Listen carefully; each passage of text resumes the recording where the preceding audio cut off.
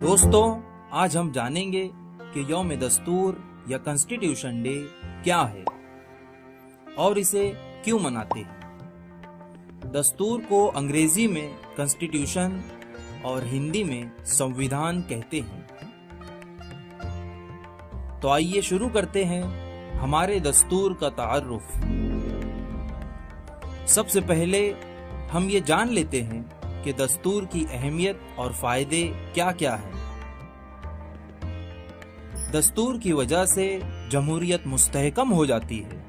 इसी तरह दस्तूर की पेश करदा सियासी मिसालों की वजह से आलमी अमन व तहफ़्फ़ुज़ और इंसानी हुकूक की हिफाजत का माहौल तैयार होता है। दस्तूर की वजह से शहरियों की आज़ादी और उनके हुकूक महफूज रहते हैं। क्या आपको पता है दस्तूर क्या है? What is constitution? मुल्क के नज़्म नुस्ख, इंतजाम व बंदोबस्त के लिए बनाए गए बुनियादी हुकूक के कवानीन जिस किताब में यकजा इकट्ठा हो उसे भारत का दस्तूर कहते हैं। दस्तूर बनाने के लिए दस्तूर साज मजलिस का कयाम अमल में आया था। तहरीक आज़ादी के रहनुमाओं का मानना था कि आज़ाद भारत का हुकूमती कामकाज अंग्रेजों के तैयार करदा दस्तूर के मुताबिक नहीं बल्कि भारतीयों के तैयार करदा दस्तूर के मुताबिक चलना चाहिए। भारत की दस्तूर साजी का काम सन 1946 में ही शुरू हो चुका था। दस्तूर साज असेंबली की पहली नशिस्त के सदर डॉक्टर राजेंद्र प्रसाद थे।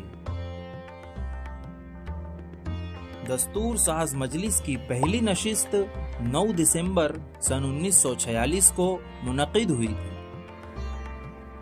आइए हम देखते हैं कि दस्तूर साज मजलिस के मेंबरान कौन थे। आजाद भारत के पहले सदर जमहूरिया डॉक्टर राजेंद्र प्रसाद, आजाद भारत के पहले वजीर आजम पंडित जवाहरलाल नेहरू, दस्तूर के मेमार डॉक्टर बाबा साहब अम्बेडकर, लौह पुरुष सरदार वल्लभ भाई पटेल, आजाद भारत के पहले वजीर तालीम मौलाना अबुल कलाम आजाद, बुलबुले हिंद सरोजनी नायडू, हंसाबेन मेहता और राजकुमारी अमृत कौर। भारत का दस्तूर बनाने के अमल में नुमाया रोल अदा करने की वजह से बाबा साहब अम्बेडकर को भारत के दस्तूर का मेमार कहा जाता है। 26 नवंबर सन 1949 के दिन दस्तूर नाफिज हुआ था, इसीलिए इस दिन यौम दस्तूर मनाते हैं। 26 जनवरी सन 1950 से दस्तूर के मुताबिक हुकूमती उमूर चलाने का आगाज हुआ था।